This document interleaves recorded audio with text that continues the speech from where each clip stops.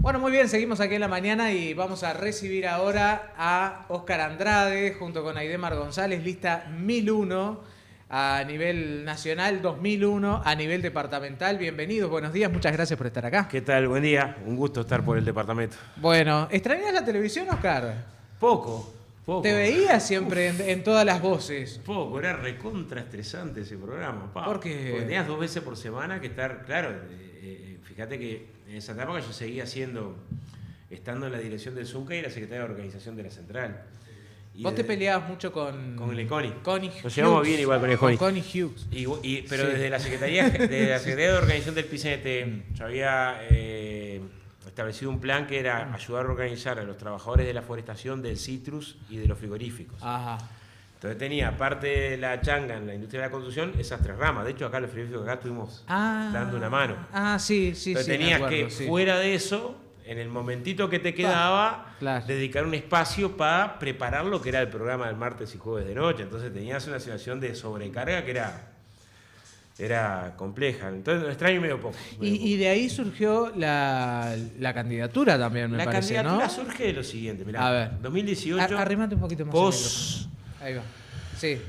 Post convenio colectivo de la construcción, sí. Hay un grupo de militantes independientes, sí. La mayoría de movimiento sindical, cooperativo, de la cultura, que reflexionaban sobre 2 cosas. El Frente va a una derrota electoral dura en el 2019, se veía venir que había un conjunto de indicadores, digámosle, de malestar, de dificultad, de problema, notorios, ¿no? Algunos tenían que ver con la relación de la izquierda con su base social, habíamos tenido esencialidad en la educación, algunos problemas económicos que estaban, ese año se había fundado un Sol Uruguay, el tema atraso cambiario estaba arriba de la mesa. Sí. Y surge la idea de que el Frente tenía que poner en debate 4 o 5 ideas fuerza. Y que si no había un candidato que proviniera del mundo de lo social y no de la institución, porque también una de las cosas que había consenso, por lo menos en esa asamblea de agosto, decían, el Frente se metió para dentro del gobierno y le cuesta pensar por fuera de las lógicas de gobierno y tiene que pensar más desde la sociedad. Ese fue el segundo consenso. Y el tercer consenso fue, de los que estamos acá, el compañero que tiene más condiciones para abordar una candidatura desde lo social que ponga en debate algunos de estos temas, sos vos. Y surgió como un tercer momento. Y de hecho, sobre todo cuando la campaña de la LUC y después la autocrítica que hace el Frente Amplio, muchos de estos temas que tempranamente se colocaban ahí, el Frente los incorpora. De que había descuidado la base, de que había descuidado la batalla cultural, de que había descuidado la relación con los movimientos sociales, el trabajo político hacia las nuevas generaciones. O sea, alguna de las claves. De alguna manera precisamos la derrota para darnos cuenta de que no alcanza solo con gobernar en un determinado sentido. O sea, si simultáneamente no se apropia de la política las amplias mayorías de tu pueblo, quedas complicado. Y si además de los cambios no se genera un cambio cultural, muy breve esto, es más largo para explicar, pero la estrategia económica de los 90 tuvo una parte económica, pero otra cultural.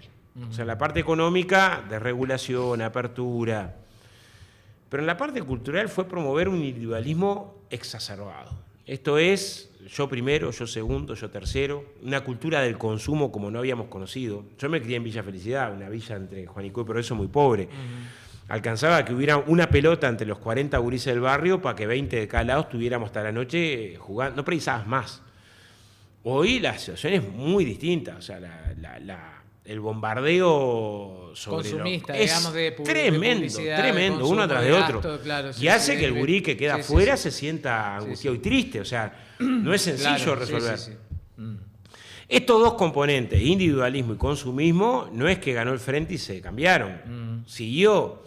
Entonces, algunas conquistas que en nuestra perspectiva eran conquistas sociales, mejora de salario, mejora de presupuesto, rebaja la pobreza, para una parte de la sociedad me lo gané solo. Me lo gané yo, no predice a nadie. Y en otro caso también se empezó a despertar una crítica. Cuando teníamos un océano de gente en la pobreza, ¿quién iba a criticar las políticas sociales? Pero en la medida que fuiste mejorando las condiciones sociales, también se entró a despertar una crítica y decir, bueno, pero ¿no será mucho lo que estoy dando políticas sociales? ¿No hay que exigir más contrapartida? ¿No hay que...? O sea, también se fue generando una lógica que no siempre acompañó la dirección del proceso de cambios. Entonces, esa reflexión de que el cambio es económico, pero tiene que ser cultural, tenés que pensar en nosotros. No podés pensar que es mucho 3.000 pesos de asignación por una mujer que tiene no sé cuántos gurises. O sea, de construir comunidad a la vez que construís derechos, quedamos a medio camino. Entonces, algunas de esas cosas las aprendimos. Se supone que en esta perspectiva es conquistar el gobierno, pero también a la vez que conquistás el gobierno, pensar que lo haces sobre bases de protagonismo social distinto, ¿no? ¿Qué está haciendo mal el gobierno en materia económica, por ejemplo, que justamente tiene mucho que ver con esto que decía Andrade Aidemar? Bienvenido, buenos días. Buenos días. Nosotros consideramos que hay una forma de gestionar los recursos públicos que no la compartimos. Entonces, cuando la economía entre 2019 y ahora creció aproximadamente un 4%, eso implica unos 3.000 millones de dólares, y vemos que hay 50.000 personas más que están debajo de la línea de pobreza respecto al año 2019, vemos de que hay una política de asignación de recursos públicos que no es la adecuada. Porque además nosotros, la principal política de combate a la pobreza, hay que recordar que cuando el Frente asume en el año 2005, el 40% de la población de nuestro país estaba por debajo de la línea de pobreza, había 1.350.000 personas. Sí, Cuando el Frente culmina la gestión, los niveles de pobrezas pasan de 40% a poco más del 8%. Entonces, estamos hablando de que esa política del Frente de Reducción de la Pobreza, cuando asume este gobierno, a pesar de que crece la economía, hay más riqueza, aumenta. Entonces, nosotros consideramos de que la principal política es la creación de empleo con salarios dignos. Porque ahora recientemente salió un nuevo informe del Instituto Cuesta Duarte, del PCNT, y hay casi 550.000 trabajadores que ganan menos de 25.000 pesos en nuestro país. 100.000 más que en el año 2019. A ver, repetime el número, porque capaz que dicho así rápido no nos damos cuenta. ¿Cuántos trabajadores ganan menos de 25.000 pesos por mes? ¿Cuántos? 550.000. ¿Cuántos trabajadores tiene el país? Oscar, no sé, ahí en total... Un millón y medio. ¿No? O sea, una tercera parte, por lo menos, parte. ganan menos de 25.000 pesos. O sea que con ese sueldo no pueden vivir. Sí. Es más, hay otro dato que colocó una encuesta de cifra que 2/3 no llegan a fin de mes. O sea, en términos de de cómo percibís la condición del ingreso, 2/3 de los trabajadores no llegan a fin de mes. Salió claro, hace o sea, un mes y medio. con su sueldo. ¿Cómo sus hacen para vivir? ¿Cómo hacen? Bueno, generalmente si es una pareja, trabajan los dos y con eso llegan, ¿no? Es que es un componente que nosotros colocamos en la crítica de decir, bueno, pero en esa hipótesis, cuando cuestionamos la reforma jubilatoria, decir, bueno, ¿qué pasa con el trabajador que quedó sin trabajo a los 62 años? Uruguay no es Suiza, que tiene capacidad de ahorro el trabajador para decir, bueno, yo vivo con lo que tengo de los 60, ahorré de los 62 a los 65 sin problema, con eso, cuando cumple los 65 me jubilo. En general quedás sin trabajo y a las 2-3 quincenas estás en dificultad. Entonces, no hay duda que la distribución regresiva de los ingresos es un problema, y es un problema político, y podría haber sido peor. Lo más duro es que podía haber sido peor, porque la política salarial del gobierno no fue esta. Era peor, era una política que recién ibas a empatar en enero del 2025. O sea, ibas a tener pérdida todo el periodo y en enero del 2025 equiparabas el punto de partida. Como hubo sindicatos que lograron desbordar la pauta salarial, la salud privada, la construcción, los frigoríficos, después la enseñanza, lograron mejorar en parte esa política salarial y que el empate se diera en enero del 2024 y no en enero del 2025. Pero en realidad, cuando dicen, bueno, mirá que ya empaté y este año va a haber un punto de crecimiento, en realidad no empataste, te empataron porque lograron torcer en parte una política que era todavía peor del punto de vista, no estaba escondida en un cofre bajo 7 llaves, era explícita. Claro. Ahora, la situación, digamos, para simplificarla, es la siguiente. Nosotros queremos vivir en un país donde sea posible tener tu casa propia, llegar a fin de mes, obviamente, o vamos por orden, llegar a fin de mes, poder formar una familia, ¿verdad? Poder tener hijos, por ejemplo, poder mantenerlos, mandarlos a estudiar, comprarles ropa, ¿verdad? Tener un vehículo, tener la casa propia. Y no mucho más, porque el uruguayo es bastante conformista. Sí. Digo, tampoco, yo sé que el consumo en el mundo y todo lo demás, pero el uruguayo tampoco no piensa, yo qué sé, todas las vacaciones en Cancún, ni en irse a Miami, ni ese tipo de cosas. O sea, nosotros somos más bien como muy conservadores en Pero eso, es que de la ahí- época de nuestros abuelos. El rancho propio, el autito y poder tener hijos, mantenerlo y llegar a fin de mes. Gobierno que logra eso, me parece que logra el 90% de cumplir el sueño uruguayo, ¿no? Es que ahí si me dejás, nosotros estamos comparando modelo a modelo. No hay gobierno perfecto. O sea, vos no vas a tener un gobierno perfecto. Pero ¿qué es lo que decimos? En los 15 años de gobierno del FA fueron 15 años de mejora del salario. Ahora, en estos 5 años, en 4 hubo deterioro del salario. Los 15 años de gobierno del FA fueron 15 años de mejora de las jubilaciones. Es algo que cualquier jubilado lo sabe. Sí, o sea, sí. vos tenías un ajuste a cuenta a mitad de año que no se te descontaba en enero. Entonces ese ajuste iba mejorando tu jubilación, particularmente la mínima, que es donde más se mejoró. Ahora tuviste 4 años de deterioro de las jubilaciones. Los 15 años de gobierno del FA bajó la pobreza. Ahora tuviste 4 años donde aumenta la pobreza. Los 15 años de gobierno del FA, nadie puede discutir que fueron 15 años donde se generaron derechos laborales. Negociación colectiva, libertades sindicales, ley de responsabilidad penal, 8 horas para el trabajo rural. Ahora hubo un periodo de recorte de derechos laborales. Hay gente que piensa que el problema de Casa Galicia fue de Casa Galicia. No, lo que hay es un gobierno que decidió que el Fondo de Insolvencia Patronal, que es un fondo creado en los gobiernos del Frente Amplio para cubrir los créditos laborales cuando un trabajador una empresa cierra y la empresa debe tanto que debe más que el patrimonio y ni embargando cobras tu despido. Claro. Ese fondo de insolvencia se interpretó de manera tal de que no cubre más los créditos postconcursales. Entonces los trabajadores de Central Lanera hoy, de Balsa de la Construcción, los trabajadores del frigorífico de Aymán, o sea, todos los demás trabajadores que un día se levantan y dicen, mira, tu empresa pasó a concurso de acreedores, tiene una deuda más grande que el patrimonio, vos hace 20 años que trabajás ahí, pero ya tenés un fondo que no te va a cubrir el despido, quedaron por esa. La ultraactividad en los convenios colectivos, que es que cualquier beneficio que vos negociaste en un convenio colectivo, sobrevive el convenio colectivo. Ahora lo está sufriendo banca privada, justo un sector de alta sindicalización, que los bancos dijeron, tus beneficios para atrás no corren más, quiero arrancar de cero. Es por una ley que votó este gobierno. Entonces, es claro que en un momento hubo ensanche de derechos laborales, en otro recorte de derechos laborales. En un periodo de gobierno hubo ampliación de los derechos jubilatorios. O sea, 150.000 uruguayos, muchos capaz que nos están mirando, se pudieron jubilar gracias a los cambios que votó el Frente Amplio en el 2008, que fueron bajar de 35 a 30 los años para poder jubilarse, computarle a la mujer un año por cada hijo nacido vivo, bajar la jubilación por edad avanzada de 70 a 65 años, ampliar a un año el seguro de desempleo al mayor de 50 años, generar el subsidio por inactividad compensada, por el cual se jubilan cerca de 1.000 trabajadores por año, que tienen más de 58 años, más de 28 años de aporte y hace más de un año están desempleados.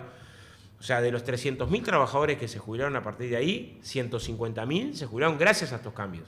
Bueno, este gobierno endureció las condiciones jubilatorias. O sea, cuando uno compara, hubo 15 años de mejora del presupuesto educativo. Ahora hubo 4 años de recorte del presupuesto educativo. O sea, no es que estamos forzando la comparación. Decimos, surge bastante claro una comparación con otra comparación. El año 2023 la inversión social fue más baja que la que había en el 2019 en relación al producto. A ver, yo te voy siguiendo perfecto, pero ¿cuál es el motivo por el cual el gobierno actual ha tomado estas políticas precisamente de recorte en todo esto que decías? Aidemar, te dejo la palabra porque vos como representante de COFE la debes tener más clara. A ver. No, alguna cuestión más vinculada al tema de salario que repercute después también en las jubilaciones. Porque Durazno tiene el promedio jubilatorio casi más bajo del país. Es el tercer departamento con las jubilaciones más bajas. En 2022 eran poco más de 24.000 pesos. Y eso está vinculado a los bajos salarios. Exacto. Entonces, la principal política del Frente Amplio para reducir la pobreza, sin perjuicio de las políticas sociales, fue justamente la generación de empleo con salarios dignos. Por eso los salarios, se triplicó el salario mínimo nacional, se triplicó la jubilación mínima, aumentó más del 60% el promedio salarial en nuestro país y las jubilaciones. Entonces, esa es la principal política. Ahora, cuando el gobierno asume en 2020, genera una política de recorte en materia del gasto a nivel general, del 15% en materia de inversiones, recorte de puestos de trabajo, recorte en áreas sociales. Y nosotros consideramos, por ejemplo, un área que prácticamente quedó desmantelada en la gestión de este gobierno fue el área de cuidados. El Sistema En Nacional MIDES. de El Cuidados. Sistema Nacional de Cuidados en el MIDES, hay denuncias realizadas por los sindicatos públicos, está prácticamente sin funcionarios.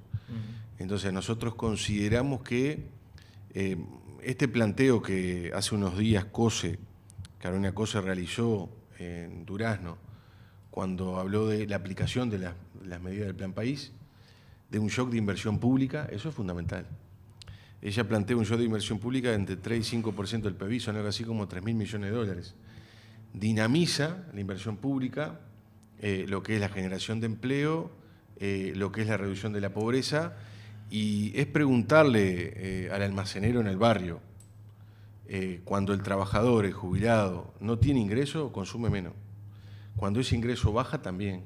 Entonces nosotros promovemos justamente que haya inversión pública, que eso va a enganchar también la inversión privada, que eso a su vez derrama, y esos son temas centrales. Dentro de la política de generación de empleo de calidad está ese show de inversión que se está planteando por parte del equipo Carolina Cose, que nosotros compartimos totalmente. Bueno, ¿no? y contestame la pregunta, ¿por qué,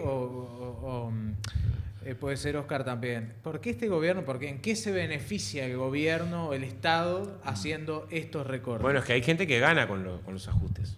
O sea, si el salario evoluciona menos, gana el que paga el salario. Es así. O sea, si yo tengo una situación donde el salario participa Ganan menos los patrones, en el total de la economía, gana el que paga los salarios. Y yo creo que hay un conjunto de medidas del gobierno que indiscutiblemente son para favorecer a los sectores de la economía concentrada. Voy a poner ejemplo, 4 o 5 ejemplos. La ley de medios que se votó actualmente consolida una política que fue de este gobierno de no cobrar el canon por el uso del espacio radioeléctrico a los grandes canales, el 4, el 10 y el 12. ¿No? El espacio radioeléctrico es nuestro, tienen que pagar un canon, de ese canon se iba a financiar un fondo para la producción audiovisual. O sea, claramente pierden ¿quiénes? Pierden los que iban a ser beneficiarios del fondo de la producción audiovisual, y ganan ¿quién? Los 3 canales privados. Bueno, se eligió quién gana y quién pierde. Cuando se tomaron medidas que tienen que ver con flexibilizar las medidas de las políticas antitabaco, bueno, claramente ganan las tabacaleras, pierde la salud pública uruguaya, pero hay sectores que ganan de esas medidas. Cuando se da el puerto a una multinacional privada desregulada, las acciones de esta multinacional crecieron 2.000 millones de dólares al otro día que se le entrega al puerto. Es un sector que ganó. Yo creo que pierde en soberanía al país, pero hay un sector que es ampliamente ganador. Cuando se ajusta a colonización, bueno, el sector concentrado del agro gana. ¿Por qué? Porque vos estabas obligado, un pequeño productor tenía que vender su tierra y estaba obligado por ley a ofrecerse la colonización. Sigue estando obligado a ofrecerse la colonización. Pero si colonización no tiene un peso, es más, el mercado va a apropiarse. ¿No? Antes tenías que colonización un instrumento que regulaba la situación y generaba la condición de tener posibilidad de tierra. Ahora, colonización sin un peso no pudo comprar tierras en todo este periodo. Es un récord. Sí, no pudo, pero el año pasado invirtió 15 millones de dólares. El año pasado lo que hizo fue... ¿Y este año? Son 15, las 20, tierras que tenía anterior. A ver, colonización tuvo un periodo 85-2005 de 1.000 hectáreas por año. En los gobiernos del FA pasó a 10.000 hectáreas por año, y este periodo lo que ha hecho es entregar las tierras de los periodos anteriores, pero no compra nueva tierra. ¿Por qué? Porque los dos recursos, fuentes de recursos, una se recortó por el presupuesto, otra en el segundo, para formar parte del fideicomiso del Plan Avanzar, en esa lógica de desvestir un santo para vestir a otro. Entonces, lo que voy es, en las medidas siempre hay un ganador y un perdedor. O sea, se eligió quién gana y quién pierde. Pero creo que no hay duda que el rumbo económico del gobierno es un rumbo que ha privilegiado los sectores de más altos ingresos. Exante, que hace un trabajo la semana pasada acerca de cómo evolucionaron, dice, el consumo de los hogares se recuperó, pero en el promedio, el 80% de los hogares perdió. Ganó el 20% más rico. Yo lo leí. Y ese 20% más rico hace... Leí un artículo en el Diario del País que decía eso. Hay un sector de la población que empate. Bueno, son los más ricos. Es como que acá... Claro, el promedio... Ponele que todos tenemos 4 años y hay una persona que tiene 80, haces un promedio y te da... Claro, ponele que tengamos acá un pollo y yo me lo como... Y para estadística es medio pollo por cabeza, pero vas a tener hambre. Claro. Sí, señor. ¿Cómo es? Este se lo comió todo el pollo. Entonces, lo que decimos es, ha habido un periodo más desigual. El hecho Ahora, de... te pregunto una cosa, a Aidemar también, pueden contestar, esto es una charla. ¿El mercado no regula algo de todo esto? Porque, digo, hay dos modelos, ustedes lo plantean muy claramente. Modelo liberal, conservador, capitalista, que es esto de favorecer a las grandes empresas, que son, digamos, a las patronales y a los que tienen el poder económico. Y si no, el otro modelo, que es el que plantea el Frente Amplio, a través de los sindicatos, es decir, si no están los trabajadores poniendo el ojo en lo que hace el patrón, nos caminan, nos pasan por arriba. Bueno, bárbaro. Pero el mercado, solo, el mercado, si vos lo dejás solito, como dice Milei en Argentina, ¿el mercado regula algo o no regula nada? ¿Se autorregula o no? Bueno, justamente cuando este gobierno asume y da el ejemplo de priorizar al Maya Oro, que en la carrera el que va adelante, Sí. y que promueve la política del derrame, es decir, se aumenta la riqueza Sí, es como y la que riqueza se concentra, va a dar entonces trabajo. derraman los de Sí. abajo. Entonces, eso no, es decir, los ejemplos que funciona, daba Oscar no no funciona funciona así. así. No Claro. es que el mercado, porque en realidad quien concentra el capital quiere tener más concentración de capital. Exacto. Entonces, pasó en los gobiernos del Frente Amplio también de que en realidad, sin perjuicio de las políticas del gobierno del Frente Amplio de redistribución de la riqueza, fue central la lucha de los trabajadores organizados para poder generar esos aumentos salariales también por encima de lo que crecían no solo los precios, sino acompañando el crecimiento económico. Entonces, parte de los planteos es que si crece la economía, crezcan los salarios. Pero eso tiene que estar apuntalado necesariamente por la organización de los trabajadores, de las áreas sociales, de la cultura, de los espacios de militancia, porque no se puede dejar solo al gobierno. Nosotros consideramos que en un próximo gobierno del Frente Amplio, también desde Durazno, tener la mayor participación posible, el intercambio con la gente, que los planteos sean de ida y vuelta. Entonces, la realidad muestra que esa política de dejar al mercado hacer lo que el mercado quiera implica mayor concentración de riqueza, que se ve en lo que pasó en estos 4 años. El ejemplo de Oscar es claro, y cuando nosotros recorremos cada localidad también, si los salarios no crecen, el empresario gana más, pero no el pequeño empresario, estamos hablando de los grandes empresarios. Por eso en estos primeros años de gestión de gobierno hubo 2.000 millones de dólares de transferencia de riqueza. Pasa algo también, de las los fuerzas trabajadores que era capital. productivas, digamos, si vamos no vamos a hacer mucho de historia, pero antes era tracción sangre humana. Sí, claro. Y hoy por hoy no tanto, es mucho menos. ¿no? Pero además hay una cosa. O sea, es mucho más fácil que el derrame no se dé y lo del porque libre, no se necesita. Lo del libre mercado es más o menos, porque hay muchísimo Estado ahí. Voy a poner un ejemplo en esta cosa de la balanza. Acá Sí. tengo 2 datos para manejar. Dale. Las exoneraciones de impuesto a la renta a la actividad empresarial, o sea, cuánto el Estado renunciaba de recaudar en renta empresarial en el 2019 eran 643 millones de dólares. ¿No? ¿Cuánto renunció de recaudar el año pasado? 1.156 millones de dólares. O sea, más de 513 millones de dólares. O sea, casi el doble. Participación del Estado Sí, claro. para la renta empresarial. O sea, que el mercado pidiéndole al Estado que lo favoreciera. Voy a poner otro ejemplo que es muy claro. El impuesto al patrimonio. Sí. Tenías en el 2019 622 millones de dólares. El año pasado 881 millones de dólares. 260 millones de dólares más. O sea, Se acumuló hubo patrimonio. un montón de recursos del Estado para los sectores de la economía concentrada. O sea, no es que el mercado funciona suelto. No. Le pide al Estado un tajo así de exoneraciones, muchas veces, muchas de estas exoneraciones sin contrapartidas rigurosas. Claro, es decir, porque uno puede decir, mira, está bien, yo exonero, pero claro. fuente de trabajo, de buen salario, Sí, con sí. salud y seguridad, con desarrollo local, sin Sí, discriminación.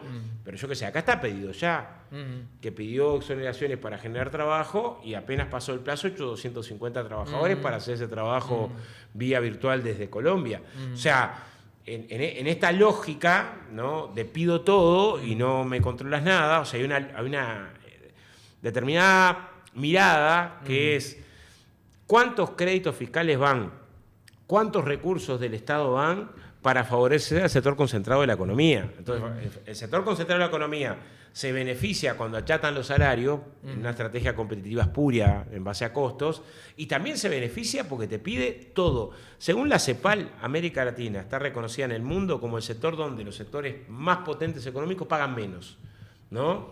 Y claro, el dulce... Sí. Estamos en la región, el dulce nunca amarga, el dulce endulza. Pero bueno, hay que ir a una discusión de decir... Así que eso es atractivo para los inversores. Tiene que haber recursos, pero es una estrategia suicida, porque tiene que haber recursos para atender un montón de dramas. No puede ser que haya incremento como hay de los depósitos en el exterior y aumenten los gurises que están en dificultades alimentarias. No puede pasar. Claro. O sea, hay un componente de decir, bueno, ¿no será que tengamos que organizar esto poniendo en el centro la dignidad humana?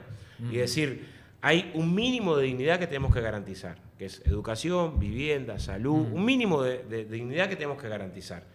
Después que garanticemos el mínimo de dignidad, abrimos la cancha para otras discusiones. Y eso es el Estado. No hay forma que se traten las asimetrías sin participación del Estado. No hay forma de una estrategia de desarrollo. Te voy a bajar a tierra algo para que la gente simplemente lo entienda. Primero te pregunto, ¿cuánto tendría que ganar para vos una persona para vivir dignamente en el Uruguay? Un sueldo digno, ¿cuánto sería? Bueno, no sé, yo sé los que me ha tocado negociar. Yo participé años en... Decime más o menos de acuerdo. A ver, yo participé años en las negociaciones de la industria de la construcción y un sueldo no calificado de ingreso en la construcción está en unos 45.000 pesos líquidos. Ahí está, 45.000 pesos. Para vos, Aidemar, ¿cuánto tendría que ser? Más o menos, para que una persona pueda alquilar, vivir, comer, lo básico. Pagar la luz. Sí. Y la canasta básica de búsqueda anda en los 120.000 pesos. Exacto. Por familia. ¿No? Son canastas diferenciadas, la canasta de la familia tipo es 280.000 pesos. Pero está bien, más o menos andan ahí. 45, 50 por persona, ¿verdad? Por persona. Bárbaro. El asunto es el siguiente. El Frente Amplio se compromete a llegar a un sueldo promedio, digamos, a 50.000 pesos, suponte 45, 50.000 pesos. Nosotros lo que tenemos es una línea histórica, que es esta. Agarramos el país con un salario mínimo que era de 1.200 pesos y llevamos ese salario mínimo que era de 1.200 pesos a cerca de 16. ¿No? Y agarramos una jubilación mínima que eran 800 mangos, la llevamos primero a 1.600 la BPC y después la triplicamos. Estas medidas no son de un día para otro, pero sí garantizamos una conducta que es, durante 15 años seguidos aumentó el salario por encima de la inflación. O sea, el salario real. Claro, por encima de la inflación. Depende mucho del punto de partida, ¿no? Pues así, no es que llegaste un día y al otro día resolviste. Pero sí tuvimos 15 años en momentos de bonanza económica, los primeros 10, pero en momentos de dificultad económica. Yo voy a poner un ejemplo que me parece que es muy gráfico. Miremos el último periodo de gobierno del FA. Cayó el precio de los commodities, cayó Argentina, cayó Brasil, la economía estuvo chatísima. O sea, de punta a punta, en los 5 años, la economía creció apenas 4 puntos. ¿Qué pasó con el salario? Creció 7 puntos. Creció por encima de lo que creció la economía. Este periodo de gobierno, al final del periodo de gobierno, lleva 4, como decía Aidemar, va a terminar en 7. ¿Cuánto van a crecer los salarios? En el mejor de los casos, 1,5 puntos. Bueno, es evidente que hay una conducta desde el punto de vista de la política salarial distinta. Vos discriminaste mejorando los salarios mínimos, mejorando el salario por categoría, defendiendo la negociación colectiva. Entonces, en los gobiernos del FA, defendiste la negociación colectiva, la enriqueciste. En este periodo, como decíamos recién, se bombardeó. O sea, una trabajadora que hoy tiene un presentismo mensual en una rama de actividad porque lo negoció por convenio, va a terminar el convenio y las empresas pueden pararse y decir, no, el convenio que viene no hay presentismo. No, pero yo ya lo tenía. Y uno puede decir, bueno, es un derecho adquirido. Sí, ¿sabes qué? Si la empresa sabe que puede contratar gente sin ese beneficio, a los 2 días vas a tener que o renunciar al beneficio o ver cómo te sustituyen por una trabajadora que cobre menos que vos porque no paga el presentismo. O sea, yo para no hacer una promesa fácil, lo que sí creo que el Frente Amplio puede comprometer, que es lo que dice el programa del FA, ¿no? Es aumento de los salarios y aumento de la participación del salario en el producto. Bien. Esto es que el ritmo de crecimiento de los salarios crezca más que lo que crece la economía. Claro, más. Seguro, para participar más en el producto tiene que crecer más que lo que crece la economía. Claro. Ese es un objetivo ambicioso, pero justo. Así como se planteó el tema a ver, el shock de infraestructura implica pensar lo siguiente. Mientras resolver los problemas estructurales de la economía, que son innovación, ciencia, tecnología, para incorporar valor, para pensar que Uruguay encuentre desarrollo desde el punto de vista del conocimiento, pero eso es a mediano plazo, en lo inmediato, shock de infraestructura que permita generar empleo. O lo mismo de los programas de trabajo protegido mejorados. Algo la Intendencia esto lo hizo. Hubo planes de trabajo transitorio en todo el país. Pero horrible eso. Claro, pero Sí. en la Intendencia Sí. el ingreso era 2,5 veces de lo que era en el resto del país. Ajá. ¿No? Y los cupos, por ejemplo, Pero para personas... eso sí que es precarización Claro, laboral peor pero que pedido los, ya. los cupos, Sí. los cupos para Sí. personas con discapacidad fueron mayores. Entonces no es lo mismo si cobras 10 que si cobras 30 en el Claro. plan de trabajo por Uruguay. ¿Se entiende? Entonces, A ver. ahora te pongo una cosa, un dato. Dale. Los planes de trabajo transitorio eran muy precarios, ¿no? Ahora, hubo departamentos, caso Cerro Largo, donde se anotó el triple de gente que había desempleada en el país, en el departamento. O sea, ¿qué quiere decir? Ajá.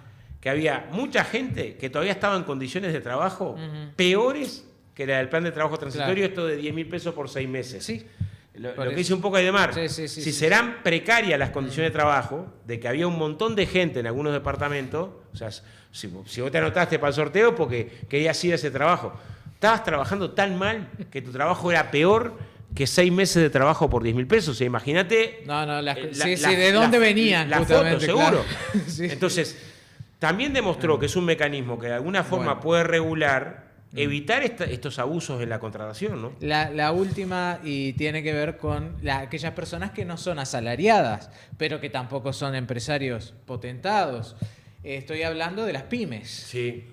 Hay muchas en el país, porque la pandemia también trajo mucho una transformación, impulsó, digamos, a que mucha gente, en vez de ganar 10.000 pesos, 12.000 pesos, 15.000 pesos mensuales, que no dan para nada, se pusieran una pequeña empresa, se pusieran a vender ropa a través de Facebook, se pusieran a vender en un almacencito en el garage o abriendo la ventana, un kiosquito.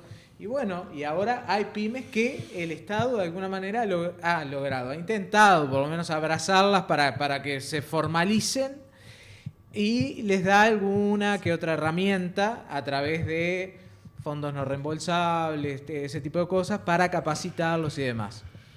¿Qué puede hacer el Frente Amplio ante esta realidad? Porque no todos son asalariados de empresas de frigoríficos y esas cosas. Vos tenés ahí un desafío enorme porque no es un sector poco importante de la economía. O sea, el grueso de los puestos de trabajo son de pequeñas y medianas empresas. Y además tenés en algunos sectores que son estratégicas. Por ejemplo, hay unos 28.000 producción familiar en el agro, que tienen apenas el 20% de la tierra, pero que tiene una enorme importancia desde el punto de vista de la soberanía alimentaria, de cualquier perspectiva estratégica de transición agroecológica, por la cantidad de empleo que generan, por lo cultural.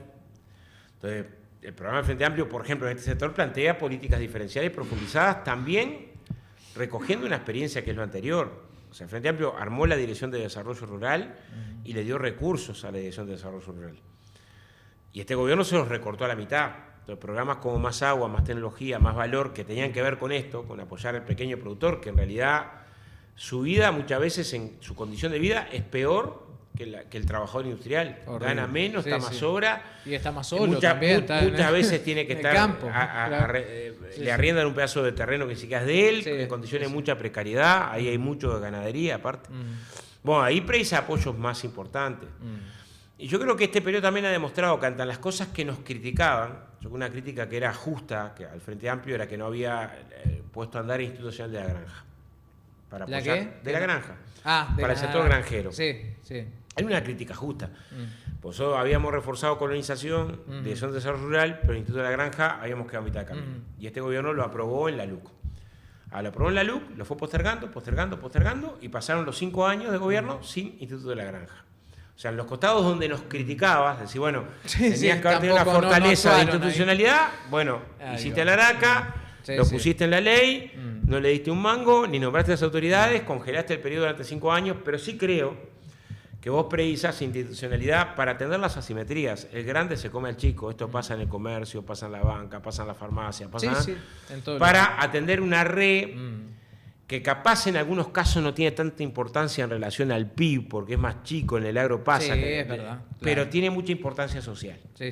por el trabajo Claro, que genera. te hago un paréntesis. El 90% de las empresas en el Uruguay son pymes. Sin embargo, cuando eso se traduce a rentas generales, obviamente el 90% de rentas generales no lo dan las pymes. Y en las exportaciones ni hablar. Ni hablar, ahí no exportaciones existen directamente. Entonces, lo que quiere decir que para el Estado lo más importante es la recaudación. Y eso no lo dan las pymes. La importancia, pero tiene una como importancia dice social Boca, enorme. Es enorme, social. enorme. Es la importancia y en algunas social. localidades son la clave para el desarrollo local. Esto que estamos haciendo ahora, esto es una pyme. Nosotros tenemos, es una empresa que está a nombre mía y de mi mamá, una pequeña empresa, literal y el canal de televisión que estamos saliendo tiene 15 años de ser eso, una pequeña empresa. ¿Tiene importancia económica? No, aporta muy poquito, literal no, ni siquiera somos agentes de retención de IVA. Lo que tenemos es una importancia social. Sí, claro.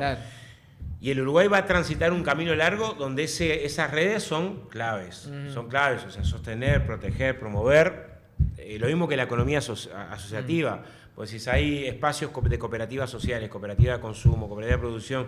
Y sí, quizás la importancia económica no está en el primer lugar, pero la importancia social es enorme. Entonces, bueno, y con respecto a este tema, yo les quiero preguntar, pero vos vivís en Montevideo actualmente. Ahora sí. Bueno, ¿y cómo está Montevideo en cuanto a la informalidad? Pues yo lo que veo, tiene niveles más bajos, Montevideo. Ahora, esto de los vendedores ambulantes, todo eso, cuando uno empieza a ver que hay mucho vendedor ambulante, ni que hablar que la gente en la calle, ¿no? Digo, pero mucho vendedor de garrapiñada, mucha torta frita, quiere decir que la cosa no anda bien. No anda bien, pero... ¿Y cómo se regula eso? Porque si vos a esas personas que están en la informalidad, digamos, vos le sacás la fuente laboral... Ahí hay dos cosas distintas. Sí, a ver, dale. Vos, los datos peores de informalidad los tenés en la frontera, sobre todo en frontera. Artigas, Cerro Largo, Rivera, es medio calambrante, de arriba de un 40% de la informalidad. Después, dentro de la informalidad vos tenés dos componentes que tenés que tratar diferente. Una cosa es la estrategia de sobrevivencia, lo que vos decís, el que está en la informalidad porque no tiene otra, entonces tenés que trabajar en un montón de mecanismos para formalizar. Ahí se han logrado monotributo, buscar la manera del que está vendiendo trafita en la esquina. Y otra es la informalidad como estrategia competitiva a la baja. El que tenés una situación de una empresa mediana grande que aporta... nosotros pasó en la forestación, tenías cuadrilleros de empresas importantes que subcontrataban a jefe de cuadrilla que trabajaban 24 jornadas al mes, le pasaban 10. ¿No? Ahí no tenías un problema. Sigue pasando eso. Claro, pasa en el transporte de cargas. Claro. O sea, la estimación por la baja del transporte de cargas en el sentido de la evasión tributaria ahí es de 50 a 60 millones de dólares por la baja. Hay estudios que dicen de 150. Por eso nos pareció un gran error cuando se elimina el CITRAC, que era básicamente para controlar. Son dos cosas diferentes. La situación tributaria respecto a esquema de sobrevivencia a la situación tributaria desde el punto de vista de competencia desleal entre empresas. Cuando tenés competencia desleal entre empresas es diferente a... No, te entiendo. Por eso digo, y requiere instrumentos diferentes. Digo la informalidad por la necesidad. Claro, en algunos casos son... que tienen que vender torta frita, pues no tienen otro ingreso. En algunos casos son medidas que ayuden a regularizar, en otro caso es castigo. Son dos cosas distintas. Y hay que trabajarlas distintas. De eso se trata. Yo creo que también en eso el Frente Amplio tiene credenciales para mostrar, ¿no? O sea, asumimos un gobierno con 900.000 trabajadores aportando a la Seguridad Social y nos fuimos con 1,5 millones. Ahora, ¿por qué, por ejemplo, y ya con esto prometo terminar porque si no nos van a sacar, pero ¿por qué las empresas pueden crecer en este país, pero no pueden decrecer en la DGI, por ejemplo? Yo puedo arrancar pequeña empresa, pasar a gran empresa, pero no puedo ir para atrás después. Bueno, un tema a estudiar, ese DGI se lo paso a ver, dale, ¿Por qué? Sí, ahí lo que hay que ver es cada situación. Hay algunas situaciones de pequeñas empresas que se puede dar la posibilidad de volver a un régimen inferior. Pero ahí lo que hay que ver es el marco normativo general y afinar algunas cuestiones. Dentro de las propuestas que cuando vino con una cosa acá se trasladaron, está vinculado a facilitar a las pequeñas empresas todo lo que tiene que ver con la facturación electrónica, que haya como un asesoramiento también en la propia oficina de DGI vinculado al tema. Entonces, eso repercute principalmente en las pequeñas empresas, porque facilita, baja costos. Sí. Algo así como como un espacio donde las empresas también puedan plantear inquietudes, llevar planteos y ver que se puedan canalizar. Entonces, ahora, si hay que ver modificaciones normativas para resolver esas cuestiones, hay que llevarlo como propuesta concreta para mejorar. O sea, siempre hay cosas para mejorar vinculado al tema. Ahora, lo que nosotros transmitimos a todos es que la pregunta que vos hacías anteriormente, o una de las anteriores, lo que tenemos ahora es punto de comparación. Y en el Frente Amplio, durante los 15 años de gobierno del Frente Amplio, los salarios crecieron, las jubilaciones crecieron, bajó la pobreza, hubo una política central de negociación colectiva, obviamente con empuje de los sindicatos, focalizada en eso. Entonces el compromiso nuestro es justamente eso, que en las propuestas de base para la negociación colectiva se tenga en cuenta de que los salarios crecen por encima de los precios, de que si la economía crece, ese crecimiento no se lo lleve quienes concentran la riqueza en nuestro país, de que haya generación de empleo de calidad con salarios dignos, de que se promueva la mano de obra local. Entonces, eso es lo que está en discusión, cómo una economía puede crecer y haya más niños pobres, cómo una economía crece y haya más mujeres pobres y hombres pobres en nuestro país. Entonces, esa es la discusión, y también la necesidad de que quienes nos representen también sean personas vinculadas al trabajo, a lo social, a lo cultural, y no tener un gobierno que represente los intereses de los que más tienen. Entonces, eso es central, y para nosotros es importante que el 30 de junio concurran a votar al Frente Amplio, que voten además la lista 1001 y 2001, y hoy tenemos el cierre de campaña a la hora 19 en la Sociedad Sirio-Libanesa, que además de Óscar Andrade va a estar también la compañera Ana Olivera, en una instancia importante. Ayer la vi en una entrevista en TV Ciudad. El rol de las mujeres en la política. Que participen, que acompañen. Quedan pocos días para esta instancia, pero vamos a continuar.